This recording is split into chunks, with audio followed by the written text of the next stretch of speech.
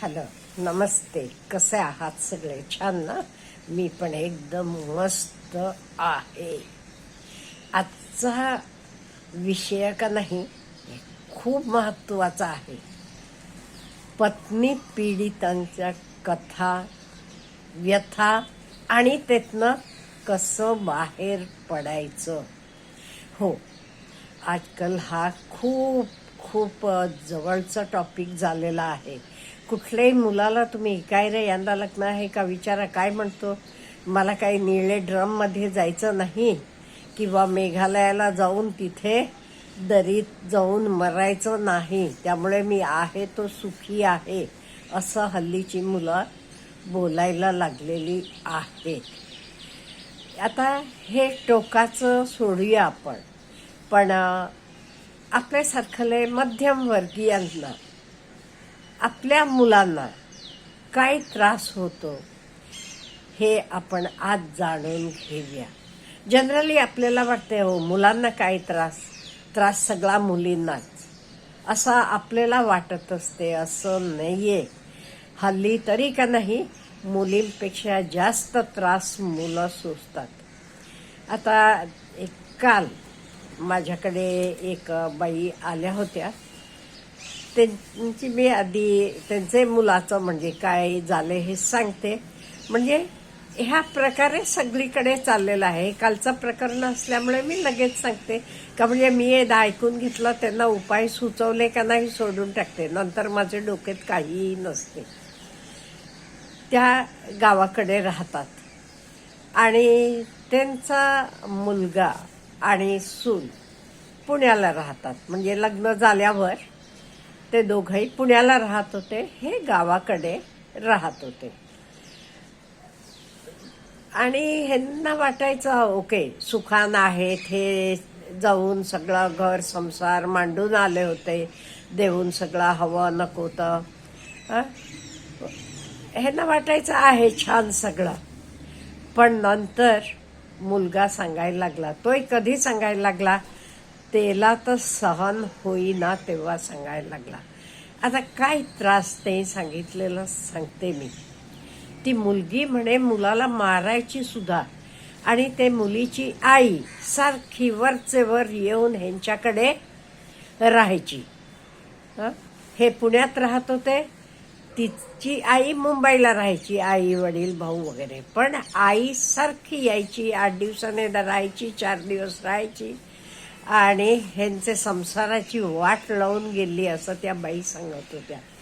मुलीला नको तर शिकवायचं, म्हणजे नवऱ्याला कसं आपले होल्डमध्ये ठेवायला पाहिजे त्या सांगत होत्या. दुसऱ्या मजल्यावर हे राहत होते. ते मुलगा ह्यांचा कामावरनं आला की दमून थकून आला होता. त्याला पाणी तरी मागतील का नाही, पाणी नंतर पितो, आम्ही बाहेरनं मार्केटिंग करून येताना पिशव्या आणल्या 2, त्या खाली वॉचमनकडे ठेवलेल्या आहेत, त्या आधी आणून वर ठेव मग पाणी पी, असं बायको म्हणाली म्हणे. विचारा म्हणजे कशा असतात तो मुली. असं त्या बऱ्याच गोष्टी सांगत होत्या.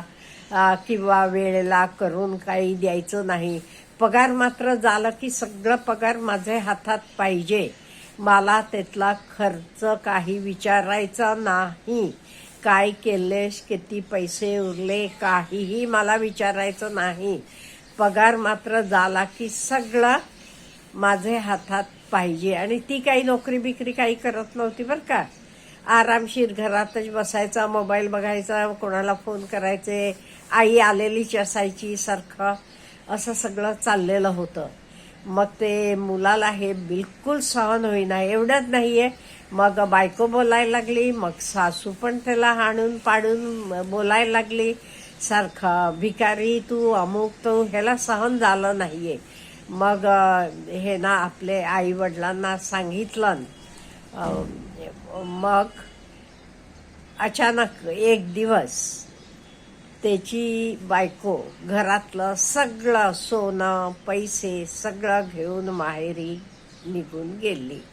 मग आता तर केस चालू आहे त्यांचा, डायव्होर्ससाठी होईल डायव्होर्स. म्हणजे हे मी तुम्हाला एक एक्झाम्पल सांगितलं कसं कसं मुलांना त्रास होतो. ते बाहेर जाऊन नोकरी करायची, कमवून आणायचं आणि घरात हा त्रास. अगदी घरगड्यागत खाली पिशव्या ठेवा. आता बाजारात तर तुम्ही तिथेपर्यंत आणलात, तिथून पिशव्यावर आणता आल्या नाही तुम्हाला. नाही ते वॉचमनलाच सांगायचं ना, वर आणून दे बाबा म्हणून. हे ना ऑफिसमधनं वर आल्यावर लगेच खाली जाऊन त्या पिशव्या आणायच्या, मग पाणी पण प्यायचं म्हणे. असं म्हणजे बऱ्याच गोष्टी अशा सांगत होत्या त्या. आता का हल्ली असं होते? पूर्वी बघा आमच्याकडे एक म्हण असायची, नातू झाल्याशिवाय मुलीचे आई वडिलांनी मुलीकडे जेवायचं नाही म्हणून. आपल्यातले बरेच सिनियर लोकांना माहीत असेल. कशासाठी हे? का म्हणजे हे बघा, त्यांना एकमेकांना समजून घ्यायला, त्यांचा संसार जरा मुरायला वेळ लागतो. त्यामुळे तोपर्यंत असं मध्ये कोणी भांडणं लावता कामा नये. त्यांचं ते सॉल्व्ह करू देत, काही प्रॉब्लेम्स आले तरी. अहो लहान आहेत का? हल्ली तरी 20-25 वर्षाचे पुढच्या आहेत मुली सुद्धा. त्यामुळे त्यांना काही कोणाची गरज नाहीये. त्यामुळे अशा वेळी तर बहुतेक मला वाटते तेवढ्यासाठी तर मुलीकडे जेवायचं नाही म्हटल्यावर तुम्ही जास्त वेळ तिथे थांबणार नाही. एवढ्यासाठी बहुतेक तो कायदा तेव्हाचा म्हणजे सामाजिक कायदा केलेला होता. नातू झाल्यावर कसं तोपर्यंत ती तिथे रुळलेली असते, तिला ते संसाराबद्दल प्रेम निर्माण झालेलं असते. म्हणून हा तेव्हा ते ठरवलेलं होतं. आपले पूर्वज खूप शहाणे होते बरं का. त्यामुळे असं सगळं होते हल्ली. आणि मेन म्हणजे मुलींना पण काय म्हणणं, त्यांना वाटते आपल्या घरात आपली आई म्हणतीये तसं सगळं चालते. त्यामुळे मी पण इथे आल्यावर मी म्हणते, अहो तुमच्या आईला किती वर्षानंतर तर मिळालं. तुमच्या आईच्या लग्नाला झाली 30 वर्ष 35 वर्ष. आत्ता काही त्या म्हणेल तसं तिथे चालते. हा विचार करत नाहीत. त्यांना वाटते आपण पण आलं की लगेच आपण म्हणेल तसं चालायला पाहिजे. असं होईल का कुठेही? नाही होत असं. हे त्यांना जरा कळायला पाहिजे. एवढ्यासाठी तो मला वाटते ॲटलिस्ट 1-2 वर्षाचा काळ तरी एकमेकांना समजून घ्यायला पाहिजे. आता अशा वेळी काय करावं? पहिली गोष्ट म्हणजे मुलांनी पण जरा आधी समजुतीनं घ्या म्हणजे स्वतःचा अपमान करून घेऊ नका. पाहिजे तिथे स्ट्रॉंग राहावा, पण जरासं तुम्ही सतर्क राहायला पाहिजे असं मी म्हणते. का म्हणजे हल्ली आपण घटना बघतो त्याच्यावरनं. आता ते सोनमचं मेघालयला ती सारखी लांब जाऊन सारखी फोनवर बोलत राहायची. अशा वेळी जरासं डाऊट यायला पाहिजे, हिला काय करायचं आहे, काहीतरी हिचं वेगळं प्लॅन आहे का. असा कधी कळत नाही तो. खरं मी सांगू का, मला माहित नाही तुम्ही सगळे एग्री कराल का, हल्लीच्या काळी तरी मुली जास्त काय म्हणून मी शहाण्या झाल्यात आणि मुलं आपली भोळी भाबडी आहेत. नुकतीच एक घटना घडली. लग्न होऊन नवरा बायको झाले होते 8-10 दिवस एवढंच. ते हनीमूनला म्हणून महाबळेश्वरला गेले. महाबळेश्वरला जाताना एका ठराविक ठिकाण आल्यावर बायको म्हणाली, 2 व्हीलरवरनं जात होते म्हणजे मिडल क्लास, अगदी काही श्रीमंत नाही काय नाही. बायको म्हणाली, अहो मला काहीतरी होते असं मळमळल्यागत होते, जरा थांबवा. त्यानं गाडी थांबवली. तोपर्यंत तिचे मित्र, तिचा प्रेमी आणि त्याचे मित्र तिथे थांबलेले होते. तेही हे मुलाला मारून दरीत फेकून दिलं. म्हणजे हे बघा विश्वास कसा ठेवायचा. सगळ्या मुली अशा असतात म्हणायचं नाहीये मला, किती तरी मुली चांगल्या असतात. आणि मी बायकांना कसं म्हटलं, वडील, नवरा, मुलगा चांगले मिळाले की त्यांचं आयुष्य सुखी होते. इन द सेम वे पुरुषांचं पण आई आणि बायको चांगली मिळाली की त्यांचं आयुष्य सुखानं जाते. त्यामुळे एक म्हणजे पहिल्यांदा जरा सतर्क राहावा आणि व्यवस्थित असलं की छान राहायला पाहिजे. ती लक्ष्मी आहे बायको, म्हणजे तुमचे घरात आलेले आहे. तिचे सगळे लोकांना सोडून तिच्यावर भरपूर प्रेम करा. तिला हवं नको तिची हौस भागवा. हे सगळं झालं नाही, असं सगळं चाललेलं आहे. तुम्हाला भयंकर त्रास देतात ती लोक. असं झालं की तुम्ही मोकळेपणानं बोला. तुमचे आई वडिलांशी म्हणा, तुमच्या जवळचे लोकांशी. बरेच वेळेला काय होते माहिती का, हे काही आपण बोलत नाही. अहो कसं बोलायचं कुठेतरी. आणि मुलांना रडता पण येत नाही. रडता येत नाही म्हणजे रडलं की तू काय रडतोस, मुलगी आहेस का, असं आपण म्हणतो.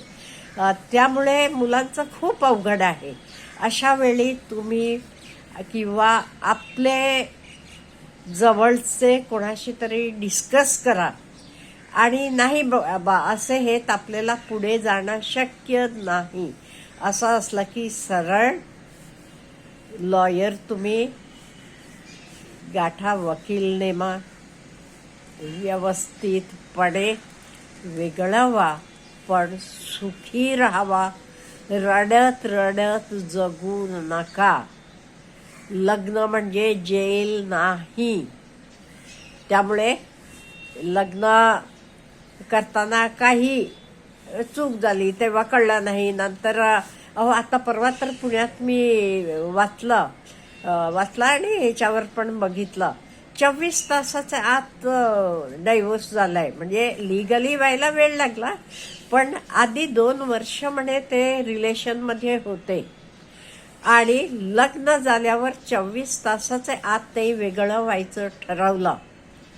आणि वकील त्यांच्या मॅडम बोलत होत्या. हे दोघे नवरा बायको कुठे मीडियावर समोर आलेले नाहीत. मी बरंच शोधलं कुठे भेटतात का म्हणून, पण ते कुठेही दिसले नाही. वकील मॅडम बोलत होत्या आणि देणे घेण्याचं सगळं अलिमनी काय द्यायचं त्यांचं ते ठरवलेलं होतं. मुलांना आधीच पैसे थोडे पाठवलेले होते, ॲडव्हान्स अमाऊंट. त्यामुळे 24 तास लग्न झाल्यावर 24 तासाचे आत ते वेगळं व्हायचं. आणि पुण्यातली घटना आहे, आपल्याकडची. ठरलं आणि पण ते कायद्याला काही टाइम पिरियड लागतो. त्यामुळे तर परवा डिसेंबर पहिल्या आठवड्यात त्यांचा डायव्होर्स मंजूर झाला. असं का होते? त्यामुळे आपण जरा काळजी घ्या मुलानं.